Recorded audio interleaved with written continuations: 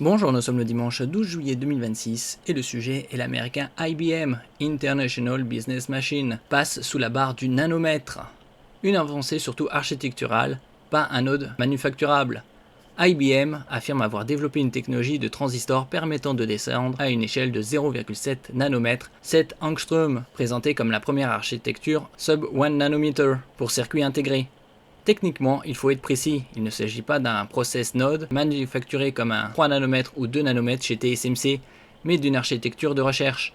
IBM ne fabrique d'ailleurs plus de semi-conducteurs en production commerciale depuis plusieurs années, ce qui place cette annonce dans une logique de feuille de route technologique, pas de produit. Le vrai changement, passage à une logique 3D, nanostack.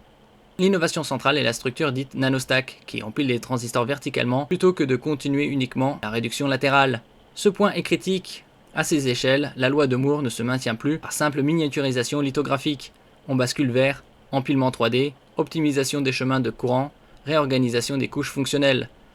IBM annonce environ 100 milliards de transistors sur une surface de type ongle, ce qui implique une densité doublée par rapport au nœud 2 nanomètres précédent. Ce type de gain est moins une avancée physique du transistor qu'une réorganisation structurelle du calcul sur silicium. N'oubliez pas de vous abonner pour plus de news sur le monde de la high-tech ainsi que les bons plans, également sur mon Twitter et en description sous toutes mes vidéos. Vous pouvez les retrouver dans mes playlists et voir mes articles comme ici sur mon blog, tous les liens seront en description. N'oubliez pas de mettre un j'aime, un commentaire, de partager, de cliquer sur les liens en dessous de mes vidéos pour soutenir la chaîne. Les gains annoncés, crédibles mais fortement conditionnels.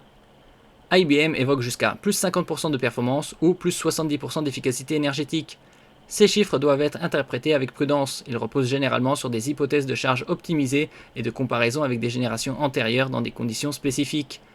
Dans les architectures IA modernes, ce type de gain est souvent limité par des facteurs qui ne changent pas au même rythme que le transistor. Bande passante mémoire, HBM, High Bandwidth Memory, mémoire à haute bande passante, interconnect. Latence de communication inter-die, limite thermique au niveau package. Autrement dit, même si le transistor devient plus dense, le système peut rester contraint ailleurs. Le vrai verrou, la fabrication industrielle. Le point le plus critique de cette annonce est absent du discours marketing. Aucun partenaire de production n'est confirmé. IBM dépend historiquement de fondeurs comme Samsung ou Rapidus, transformer ses innovations en production réelle. Sans roadmap industriel clair, cette technologie reste un démonstrateur, une preuve de concept avancé, un vecteur de recherche pour futurs nodes. C'est un schéma récurrent chez IBM. Forte innovation amont, faible intégration en production volume. Sub-1 nanometer, une appellation non physique.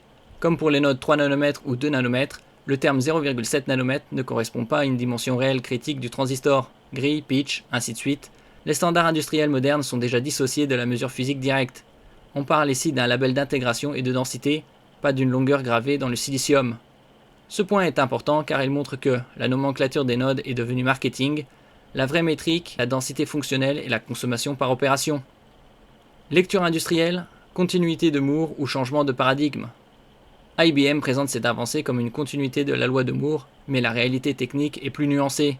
On observe plutôt une transition vers scaling vertical, 3D stacking, spécialisation des couches, compute, cache, interconnect, optimisation système plutôt que transistor isolé. Dans ce contexte, sub-1 nanometer, moins une étape de miniaturisation qu'un signal. Le progrès du semi-conducteur ne vient plus uniquement du lithographique, mais de l'architecture complète du système.